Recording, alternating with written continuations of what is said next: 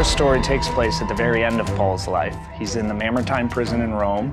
He's been accused of burning down half of Rome by Emperor Nero, and he's alone and in the darkness. And if you remember from Acts of the Apostles, a very important figure in Paul's life is Luke, the physician.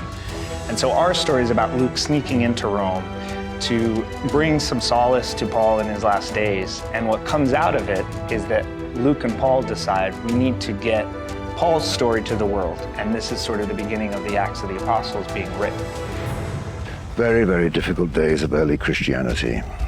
And this is Paul's last few moments to convey the message of hope and love and forgiveness to the community, and that they must hold fast to the faith, no matter what dangers they face.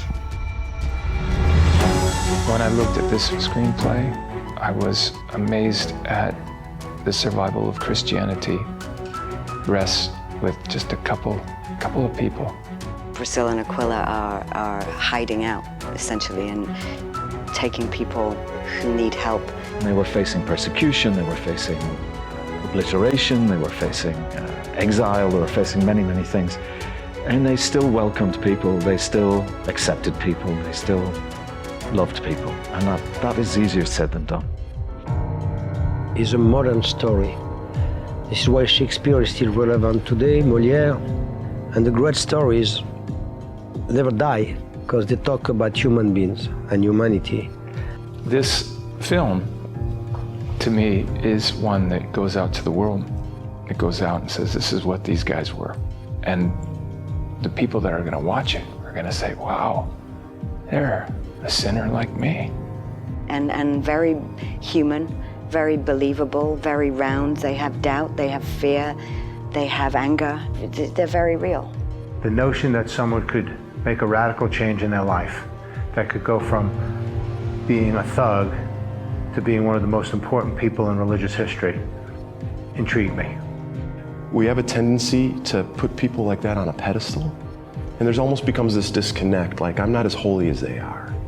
You know, God set them apart in a unique way, in a special way. It's not the same as me, but the reality is they were just like us. They weren't born with halos around their heads.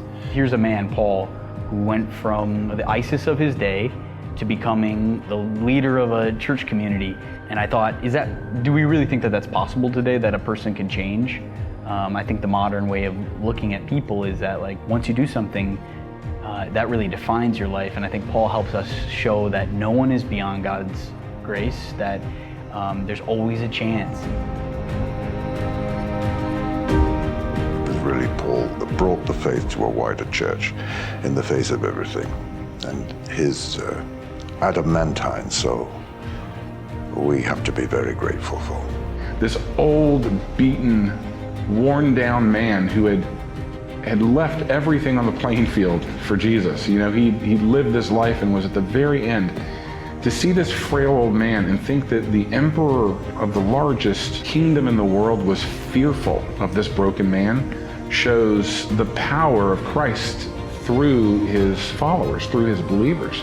I just am so excited to tell this story and offer these themes to the world at a time when I think that we are so desperate to hear these things, to hear that we're loved, to hear that there is mercy and grace for anything, to hear that there is a God that's bigger than us, that loves us, and that we cannot fall too far from his grasp.